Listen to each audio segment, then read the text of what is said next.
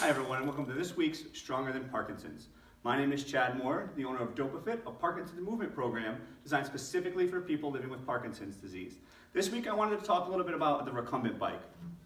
I've got a lot of questions from people about what is a very safe and effective way to, one, work out at home, and two, if you're just starting a workout plan, how to kind of build yourself up to get into a little more of the vigorous exercise that's required of people living with Parkinson's disease. Now, that's not to say that the Recumbent Bike cannot be a vigorous exercise, but it is a great way to start off and slowly bring yourself up. The number one reason why I always refer to the Recumbent Bike first is because, as you can see behind me, we do have regular spin bikes. They're great.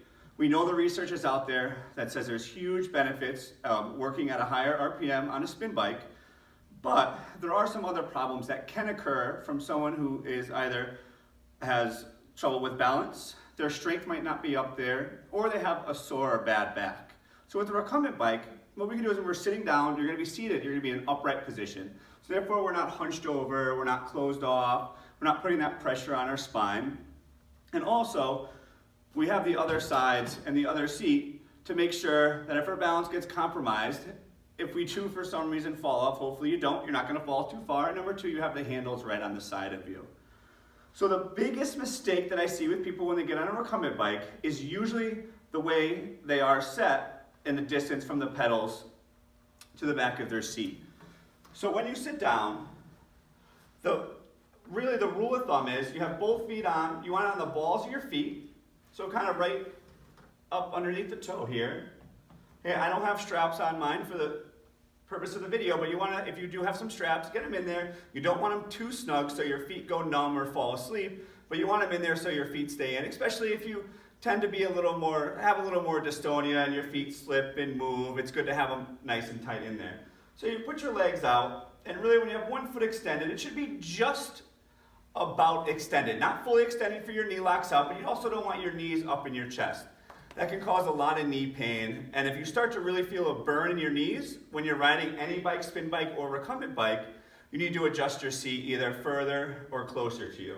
So we're pedaling forward. As you can see, my knee, it extends nearly all the way, but not quite. So you have a good distance. We're pedaling. We're back in our seat, so my back is pressed firmly against the back of the seat. We're standing in this upright posture. In this case, we have our hands right here so we can hold it. You also, as many recumbent bikes do, is you can change the resistance. So the other big question I get is what's better? Going fast at a low resistance or going slower at a higher resistance?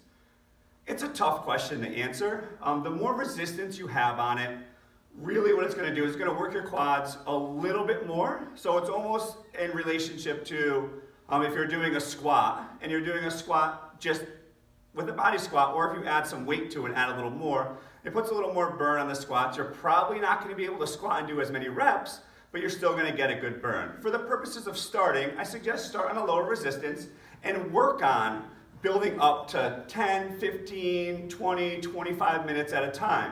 Once you feel that you get a good 25 minutes in, continuous, up it a little bit more, go there, then when you feel comfortable at a higher resistance, add some more time.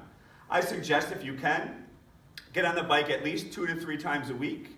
Go for anywhere from 15 to 30 minutes to start and slowly work your way up. And if you can only get in 15 minutes, you've been doing it for a while, but that's the time you have allotted to it, that's when I'd say add some more resistance, but also pick up your pace a little bit too. If you need a recumbent bike and you don't have one, to be honest, like many used pieces of fitness equipment, you can find them on Craigslist, Facebook Marketplace. People have them, they're collecting dust, they're used as coat hangers, and they would love for you to come and take it off their hands. Sometimes they'll even deliver it to you.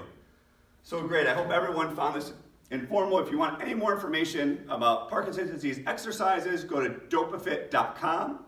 We have some other great videos on there as well. I hope to see you soon. Keep exercising. It's the one and only thing that's improving to slow down the progression of your Parkinson's disease. Thank you so much, and keep being stronger than Parkinson's.